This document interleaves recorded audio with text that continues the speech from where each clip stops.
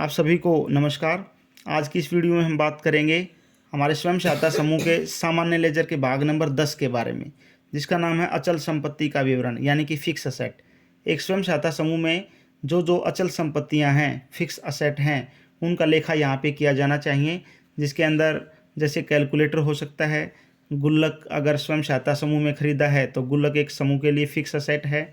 ठीक है, fix asset अचल संपत्ति का मतलब है जो कि एक स्वयं सहायता समूह में लंबे समय तक इस्तेमाल करने के लिए खरीदी गई है, लंबे समय तक लाभ लेने के लिए खरीदी गई है। ठीक है, और उसको जो है हम कई सालों तक इस्तेमाल करते रहेंगे। उन संपत्तियों को यहाँ पर जो है लिखा जाना चाहिए। ठीक है, जैसे कैलकुलेटर है, गुल्लक है, या फिर बैठक करने के लिए, मीटिंग करने के लिए, बैठने के लिए दरी खरीदी जाती है। ठीक है, या फिर कुछ इस तरह का कैंपर वगैरह खरीदा जाता है, ग्लास क्रॉकरी वगैरह का कुछ सामान समूह में खरीदा जाता है, तो उन सब का लेखा यहाँ पे किया जा सकता है। ठीक है, स्वयं सहायता समूह में इस तरह की अचल संपत्तियाँ बहुत कम जो है होती हैं। एक ग्राम संगठन की अगर या फिर क्लस्टर संगठन की बात करें, वहाँ पे अचल संपत्तियाँ ज़्यादा होती हैं, जैसे अलमारी भी होती है, वहाँ मेज़ कुर्सी टेबल, इस तरह कंप्यूटर, इस तरह की जो है अचल संपत्तियाँ रहती हैं। तो बड़ा संगठन जो है उनमें जो है संपत्तियाँ ज़्यादा होती हैं। अगर स्वयं सहायता समूह के परिप्रेक्ष्य में अगर बात करें तो अचल संपत्तियां वहाँ पर कम रहती हैं, छोटी रहती हैं। तो यहाँ पे हम जो है इसका एक पेज लेकर चलते हैं और देखते हैं इसके अंदर कैसे इसका लेखा किया जाना चाहिए।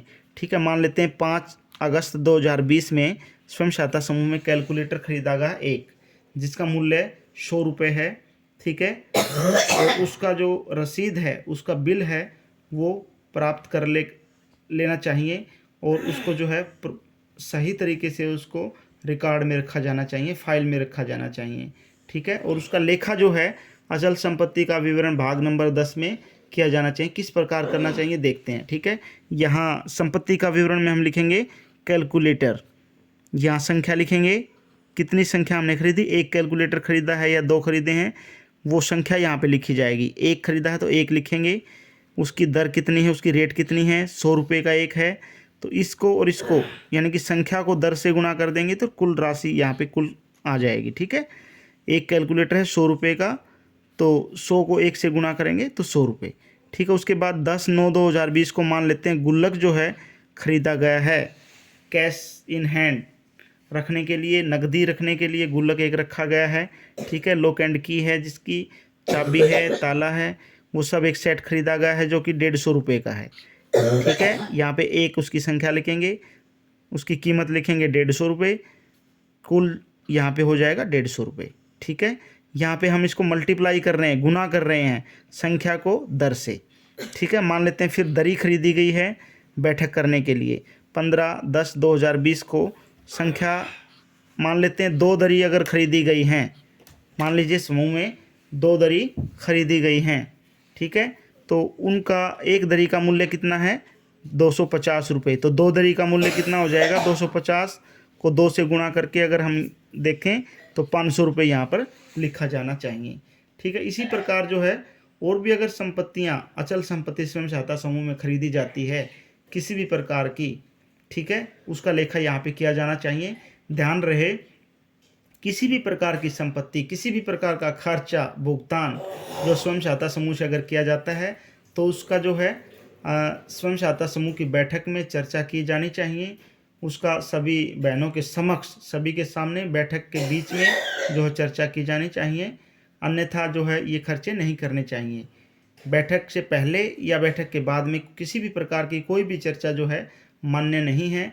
इस प्रकार की चर्चा जो है एक अच्छे स्वयं सहायता समूह में नहीं की जानी चाहिए।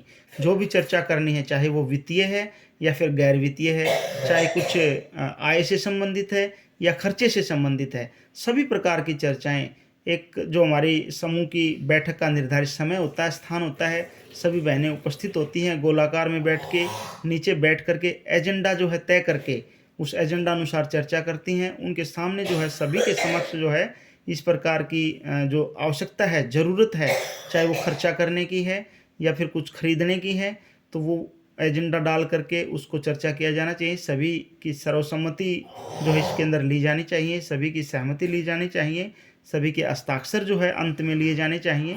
ठीक है, तभी जो है इस प्रकार के खर्चे किए जाने चाहिए। और वो खर्चा जब हो जाता है तो उसका प्रॉपर जो है एक बिल जो है, पक्का बिल जो है, वो समूह के रिकॉर्ड में एक फाइल के अंदर रखा जाना चाहिए। ठीक है, और उसको जो है यहाँ पे उसका लेखा भी किया जाना चाहिए।